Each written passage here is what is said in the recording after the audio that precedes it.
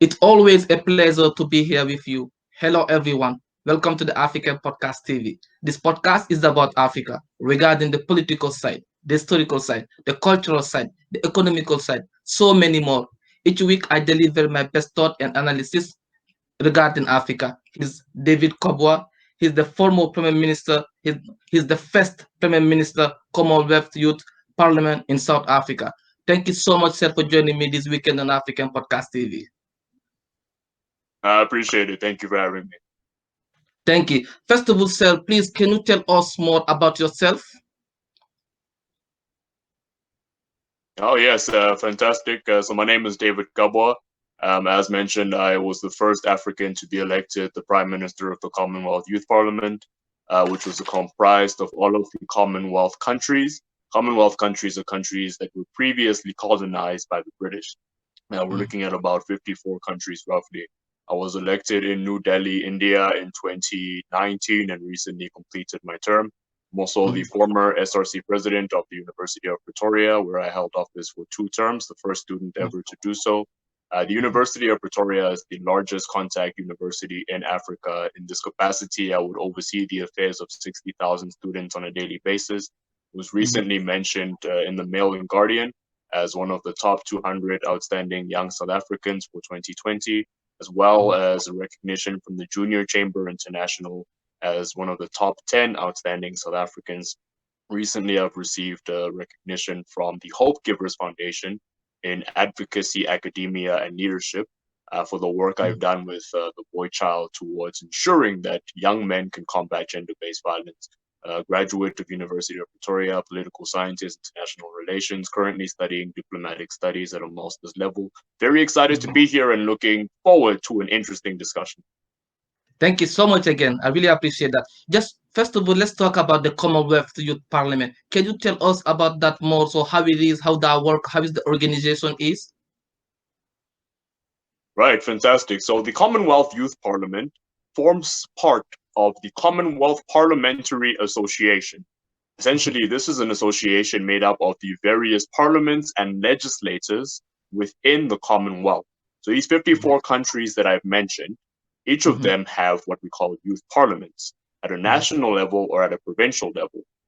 These youth representatives are elected by their various constituencies and then chosen by their national government to go forth and represent their country at the Commonwealth Youth Parliament. Within the mhm, Commonwealth Youth Parliament, what is done is they debate on various youth issues, everything pertaining from the SDGs to mhm, ensuring that we can deal with complex issues that affect all of us as young people. mhm, Recently, in the last Commonwealth Youth Parliament, what we dealt with was a very interesting bill, which was the importance of ensuring intersectionality pertaining to women. We called it the Climate Bill Fund for Agriculture. And I hope mhm, to discuss that in a bit more depth. In short, we deal with all issues pertaining to young people across the mhm. countries in the Commonwealth, and we send it to the various parliaments through the Commonwealth Parliamentary Association for consideration. Good. That's really interesting. But just let's talk about the Commonwealth again. You have been mentioning about the youth, the young people. That's really interesting. But what is exactly the role of the Commonwealth and how that has been impacting the young people, especially the one who live outside the city?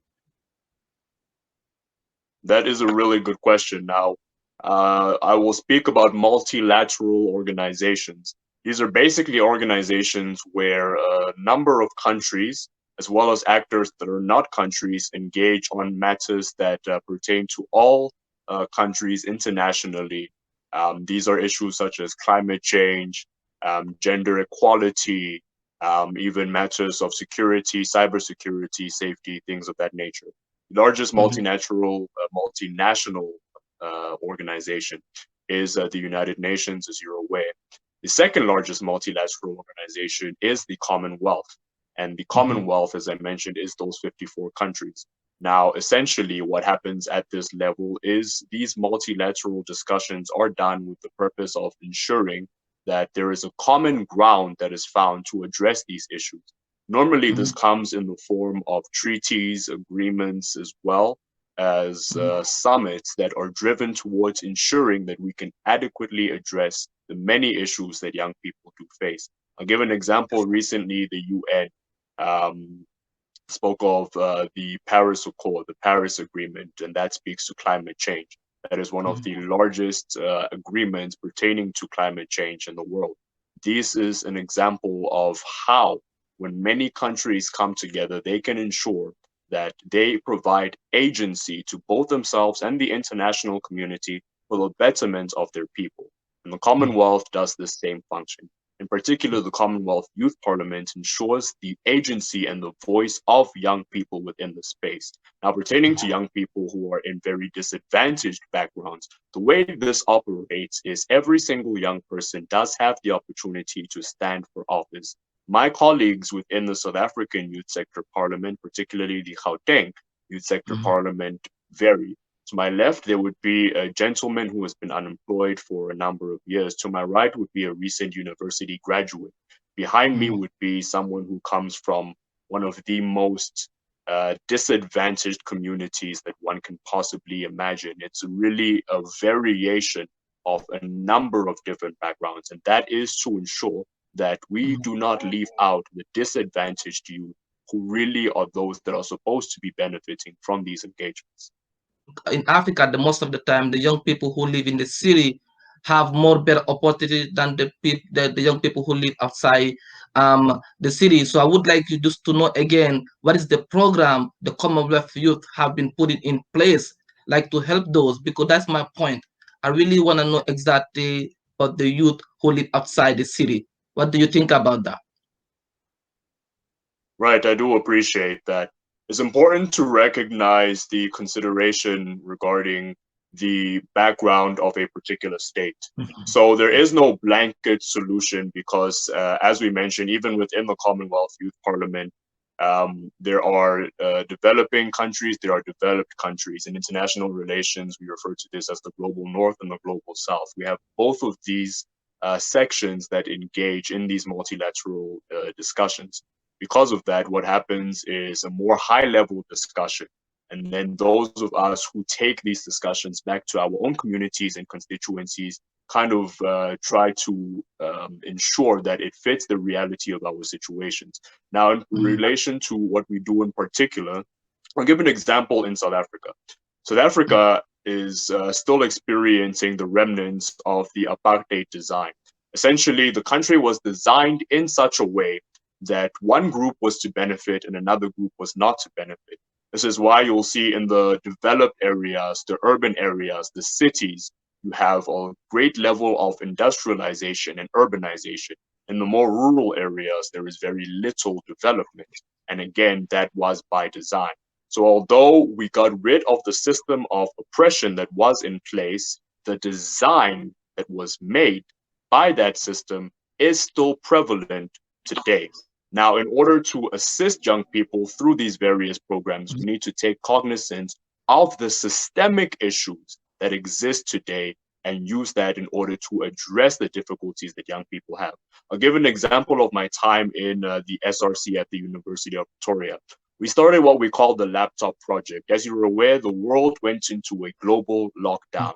For many of us as young people in Africa, in South Africa in particular, we came from communities where it was very difficult to keep up academically. People do not have laptops. They did not have data to connect to the internet. For those that did have data, there was no network coverage. It was extremely difficult. Imagine you are expected to study, but you live in a shack. And in that shack, there are 11 people. And on top of that, you're expected to cook, you're expected to clean, you're expected to contribute because your situation is of such a nature that there is very little assistance that you can get. So what we did was we started that laptop project. We coordinated with the university structures, and we sent more than 14,000 laptops to young people all over the country to ensure that they were able to keep up academically. On top of that, we also provided these students with data by negotiating with various stakeholders such as MTN, Vodacom, Telecom. These are the telecommunication companies that do provide network coverage.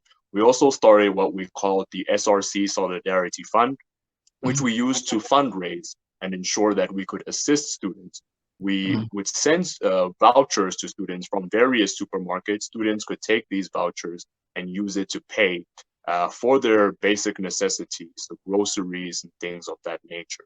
Now, the reason why I give this example is because at the highest level, for example, the Commonwealth Youth Parliament, we would Mhm. discuss what these matters are. And then it is our responsibility as young leaders to ensure that we do not lose the people that we represent within those discussions. Mhm. Good. So let's talk about in the political side a little bit, because I know that some countries, the young people, they are not engaging more in politics.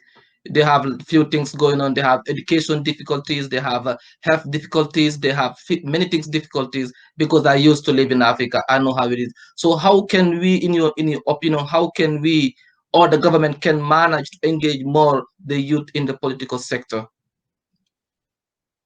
Well, I appreciate that. I think what is important is to ensure that we move beyond the delineation of the categorization of simple youth. For example, if we are all sitting at a table, because we are all at that same table, we Mhm, are equal. mhm, However, although we are at the same table, we do not have the same say, which means although we achieve equality, we are still lacking in equity. And mhm, because of that, the focus by many world governments, and particularly those in Africa, has been mhm, on driving equality. And the mhm, belief has been all right, because the door is now open for young people to contest for elections, to stand for various positions, to apply where necessary, that we have solved the problem. But the problems still persist. mhm, Essentially, what has happened is more resources have been made available, but the distribution of those resources has not been equal. This mhm, is what we need to focus on, a better distribution of resources. The reason why I speak of categorization is because you simply put young people there to fill a seat without expecting a meaningful contribution. Imagine if I am the youth representative at a table. That is all I am. mhm, You will hear my voice simply because I am a young person, and you will mhm, not consider that I actually have a meaningful contribution to make to that discussion and to make to the issues that are on the table. If we are mhm, all sitting and we consider ourselves in an equitable manner, then I become more than a youth representative. I become a member of that conversation, of that table, of mhm, the issues that are being addressed. And this is what we need to look at. It is only then that we can achieve equity, which is how governments can better incorporate young people to address these issues. So why it is important to engage more the youth in the political sector? Oh, that is a fantastic question. I feel very passionately about this. And that is because, my brother, as you are aware, young people make up the bulk, the majority, the mass of the population within Africa. How can we consider any issues when we do not consider those who are the most impacted by those issues? How can you have a conversation about us without us? The importance of incorporating young people is incorporating the mass of the population that will drive the fight to address the systemic issues that have perpetuated inequality. I would argue that it can even be considered salacious to outmaneuver young people from the spaces where they are supposed to be. Essentially, when we look at participation in the space within Africa, and speaking of political participation, the most common form of political participation in Africa is voting. When we look at voter turnout in most African countries, the turnout is very low. That is because young people are apathetic towards voting. And the reason why they're apathetic towards voting is because they do not feel included in the conversation. And this is why it is important to have young people drive these conversations and be active within the space. Good. So in your knowledge, what are the issues the youth, the South African youth are facing, and how to overcome them? I could go on and on and on about the issues young people are facing. In my time as SRC president, I have seen just about every kind of issue, inequality, and problem that young people face. The most common problem that being poverty. Black tax is an issue that affects so many young people, and particularly those within Africa. You are expected to get a job not only for yourself, but for your entire family. When you gain some form of income, you are expected to contribute back. That is an Mhm. added amount of pressure that contributes towards the stress that many young people are feeling. In Africa, we have been very slow to recognize the importance of taking care of our mental health. Although structures are in place, most young people only become aware of them when they get to an institutional level. And by that, I Mhm. mean when they go to universities and colleges. This Mhm. late introduction of the importance of mental health makes it a Mhm. struggle that many young people are dealing with. On top of Mhm. that, there are systemic and socio-economic issues such as gender-based violence. For example, South Africa, I am not proud to say, is considered to be the rape capital of the world. So many of our women are continually under fire to the point where our president has declared gender-based violence the next pandemic. He considered Mhm. it the other pandemic that we are fighting at this point. Lastly, another major issue that many young people in South Africa and in Africa are facing is Mhm. the lack of recognition. Many young people are not recognized, and although they are given places and seats, it is simply for the purpose of filling quotas, which is counterproductive. Now, the way to address these issues is to ensure that the voice of young people is heard within each space that you are in, to ensure agency and to ensure an equitable mechanism that you can use to participate. Simple example. Think of a common election. If a young person enters a political party, then they are expected to first pay their dues before given the opportunity to stand on the ballot themselves. Paying your dues can mean anything between 5 to 10 years before you can be given a seat at the table, which is why it's important for us to young people, as young people, to take the seat at that table. And I believe when young people become part and partial to the communication, to the issues that are addressed, and to the solutions that are put on the table, this is where we can address these issues that have been outlined. Good. So let's talk about on the other hand, I definitely understand your point, but the other hand, I think we can blame the young people in Africa sometimes because looking at what's going on right now in South Africa or some countries in Africa, the young people they're not engaging more in politics, they're not trying to get education, they're not trying to build something for themselves. Most of them like entertainment, entertainment, and entertainment. So I think we can blame them. So what do you think about that? Can you think we can blame the youth a little bit? I think it is very dangerous to shift blame on any particular facsimile without fully understanding the context. Context is something very important to understand, the context and the intersectionality within that context. I bring up the point of intersectionality because it is important to consider that when looking at a particular group. I am not one for generalizations for the most part. Now, intersectionality means that there are issues that intersect. For example, uh, you can be a poor black child, all right? Mhm. You can be a poor black child that happens to be female. The Mhm. struggles of a poor black male child and a poor black female child will differ. This means that there are intersectional issues that a poor black female might deal with that a poor black male might not deal with. A Mhm. white male and a white female, a white male and a black male, a white female or a black female. The issues that we will deal with are different. For example, if I think of a very feministic approach, if you have a black woman who is given a job offer and you have a white woman that is given a job offer, if they are from different socioeconomic backgrounds, the general assumption that we have is that perhaps the white woman would be within a better socioeconomic situation. If we operate on that assumption, let's say both these women get a job, now Mhm. they start families and they begin to build their life. It is likely that the white woman would be able to afford things such as a nanny that would be able to assist her in taking care of that child, meaning she could Yeah. pursue her career and go to greater heights. for many black women, this is not the case. They would struggle to afford such conveniences. Because of that, they would be forced to take maternity leave and take care of the child on their own. Because of that, by the time they come back, they would have fallen very far behind the mark. Now, these are intersectional issues that I can outline. Now, the way this relates to your question in particular is that I think it's important to understand exactly what demographics we're looking at, where it is they're positioned, and the socioeconomic standings around their particular environment. I do believe that as young people, the question is, are we able to contribute ourselves? Do we take ourselves seriously?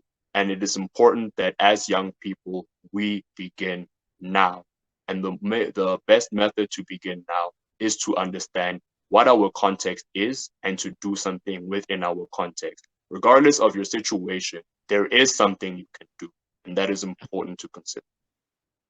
Good. So let's talk about the system because I feel like we have to build ourselves more and more, not to wait the system to build us. But the most of the time we have been blaming the system, saying, okay, the system is against us. The system is not doing much they should do, especially for us as African or as a black. So what do you think about that? Do you think we have to build ourselves more and more, not to wait the system to build us? Yes, we do need to build ourselves more. We need to acknowledge that there is a problem with the system. Yes. And although there is a problem with the system, we still have some level of agency to build ourselves. I always like to say that we have the capacity and we have the capability to loosen the shackles of mediocrity that have bound so many to complacency. We can do more. And the moment we realize that we have that contribution to be made, then we can move, even within a system that might be problematic. We can better ourselves. And by bettering ourselves, we can lift up all of those who are around us. So, yes, there is a problematic system, but the onus is on us to make every day matter.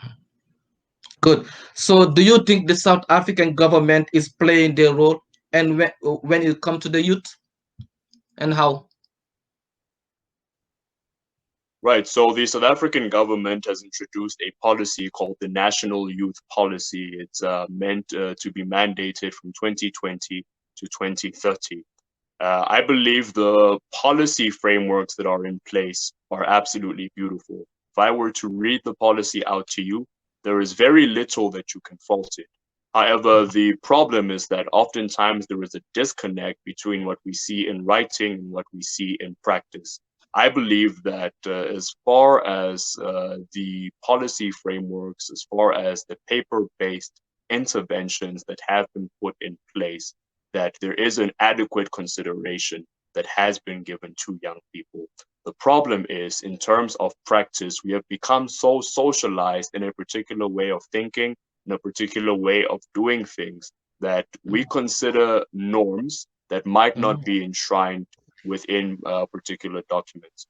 So yes, the government has been doing an excellent job, in my opinion, but there is still much more to be done. So, in your opinion, do you think we should invest more in the youth development in Africa, and what are the strategies do you have in mind?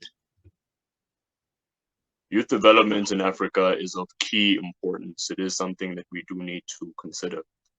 My view is that the key strategies that would facilitate better youth engagement is that we simply ensure that young people are cognizant of the role they have to play. By that, what I mean is it is important to change the way that young people think. If we think that we are less than, if we think that we have nothing to contribute until we get to a certain age or a certain position in life, and there is very little that we can do. Every major movement in history, from what I can tell, has been started by young people, people in universities, thinkers that have been able to stand up and say, we can make a valuable difference. So I believe that when young people can change our frame of mind, then that is the greatest strategy that will drive sustainable, long lasting solutions that will assist our continent.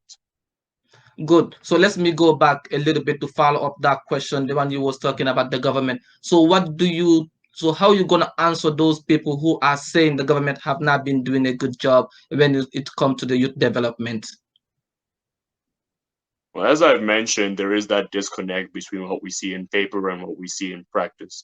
And when I say the government has been doing a good job, I refer primarily to the policy regulations that are in place. Now, for those I'm sorry. who Okay, okay, I'm sorry to believe that interrupt the you. government has not been doing a good job, this is primarily based on what we see. You can give me a most beautiful paper. I can read it, I can feel good. But if I go to sleep at night and I'm still hungry, then I feel that this paper is absolutely useless. And this is why so many of us believe that the government has not been doing enough of a good job. To those, I Mhm. would say it is important that we show our agency. If you disagree with the government, then show it by going to the polls and voting them out. If we Mhm. have a government that believes that they are safe simply because of the fact that they have been in power for a long time, then this means that there is a lack of political will to bring the change that will benefit people. So you have the right to be discontent. Show your discontentment and let your voice be heard. Good. So, in your opinion or in your knowledge, how the South African government can reduce youth unemployment? Youth employment is one of the biggest sticking points. My view is that the vehicle used by the government for youth employment primarily is what we call the NYDA, which is the National Youth Development Agency. This is an agency that was initially designed to be an apolitical vehicle to drive youth engagement, youth development, and youth employment in the country. However, in recent years, it has become highly politicized. The politicization thereof has meant that it has become a vehicle by which various entities in power would simply extend their mandates to influence young people.